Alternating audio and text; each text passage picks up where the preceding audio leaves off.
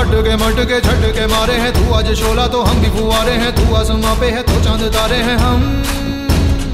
मटके झटके मारे हैं, तू आज शोला तो हम भी फुआरे हैं, तू आसमां पे है तो चांद तारे हैं हम।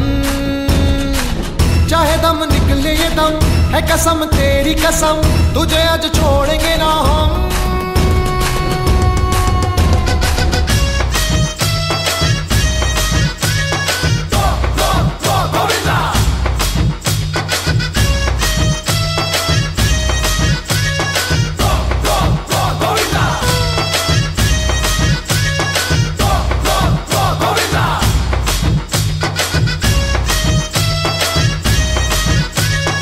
नवी मुंबई नेरूळ येथे भारतीय जनता पार्टी प्रभाग क्रमांक 96 व 97 पुरस्कृत नानाची मानाची हंडी 2024चं दिमागदार आयोजन करण्यात आलं होतं। माजी आमदार व नवी मुंबई भाजपा जिल्हाध्यक्ष संदीप नाईक यांची या कार्यक्रम प्रसंगी विशेष उपस्थिती होती। यावेळी संदीप नाईक यांच्या हस्ते नानाची मानाची हंडी उत्सवाला प्रारंभ करण्यात आला। यावेळी गोविंदा पथकांमध्ये एकच जोश पाहायला मिळाला।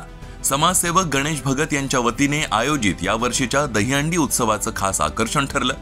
राज्यात घडत असलेल्या महिला अत्याचाराच्या घटनांच्या पार्श्वभूमीवर देण्यात आलेला सामाजिक संदेश। यावेळी छत्रपती शिवाजी महाराजांची वेशभूषा करून छत्रपती शिवाजी महाराजांच्या स्वप्नातील महाराष्ट्र घडवण्यासाठी महिला सशक्तीकरण, सबलीकरण तसंच स्त्री रक्षणाची जबाबदारी ही प्रत्येकाची आहे, हा सामाजिक संदेश देण्यात आला। यावेळी छत्रपती शिवाजी महाराज यांची भूमिका साकारलेले छत्रपती शिवाजी महाराज यांना मानाचा मुजरा करून गोविंदा पथकांनी नानाची मानाची हंडीला दिलेली सलामी देखील सर्वांचं लक्ष वेधणारी होती।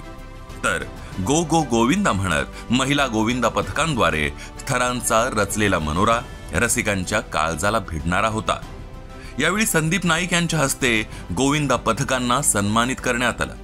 या प्रसंगी आपली प्रतिक्रिया व्यक्त करत संदीप नाईक यांनी सांगितलं की भगत लोकप्रतिनिधींच्या माध्यमातून आयोजित नानाची मानाची हंडी या उत्सवाला एक व्यापक स्वरूप आज प्राप्त होताना दिसतंय।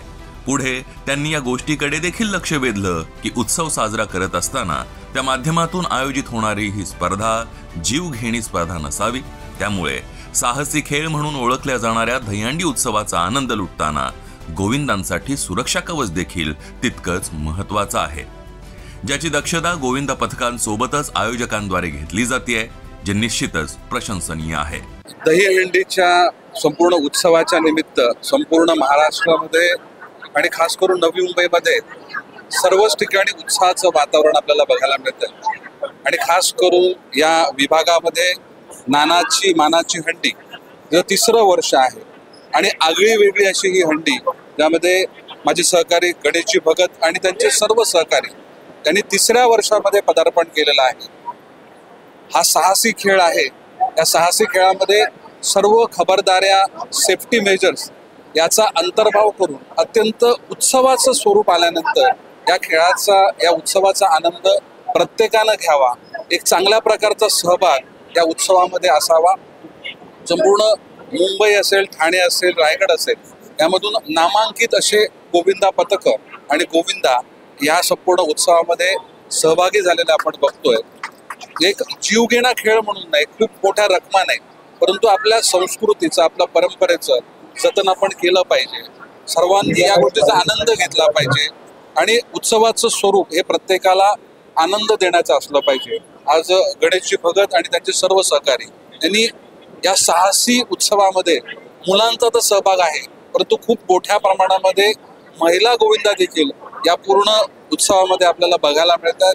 फक्त उत्सव आणि दहीहंडी पथक नाही, तर एक चांगला सामाजिक संदेश, स्त्री सशक्तीकरण, सबलीकरण, स्त्रियांचं रक्षण हे करणं प्रत्येकाची जबाबदारी आहे। असे वेगवेगळे संकल्पना या संपूर्ण उत्सवामध्ये आपल्याला बघायला मिळतं। मी गणेशजी भगत, रुपाली ताई भगत आणि त्यांचे सर्व सहकारी या सर्वांचं मनापासून अभिनंदन करतो। या संपूर्ण उत्सवामध्ये सर्वच पथकांनी आपल्या प्रत्येक गोविंदाच्या एक संपूर्ण सेफ्टीची जिम्मेदारी ही घेतली पाहिजे। आयोजकांची देखील जबाबदारी आहे की हा उत्सव साजरा केला जात असताना याच्यामध्ये जीवघेणी स्पर्धा नसावी, प्रत्येकानं उत्सवाचं स्वरूप असताना यामधला आनंद घेतला पाहिजे, जास्तीत जास्त सहभाग असला पाहिजे, परंतु स्पर्धा यामध्ये टाळण्याची आवश्यकता आहे। आणि अशाच प्रकारचा एक चांगला प्रयत्न आज नानाची मानाच्या दहीहंडीमध्ये केलेला आपण बघायला मिळतोय. मी सर्व आयोजकांचं मी मनापासून अभिनंदन करतो आणि दहीहंडी उत्सवाच्या सर्वांना मनपूर्वक शुभेच्छा. या प्रसंगी माजी नगरसेविका रुपाली भगत, भाजप नवी मुंबई जिल्हा महामंत्री सूरज पाटील, नेत्रा शिर्के, भाजप नवी मुंबई जिल्हा महिला मोर्चा अध्यक्ष माधुरी सुतार, समाजसेवक किस्मत भगत, राजू तिकोने, आशिष शिर्के, यंग स्टार मित्रमंडळाचे कार्यकर्ते व पदाधिकारी उपस्थित होते.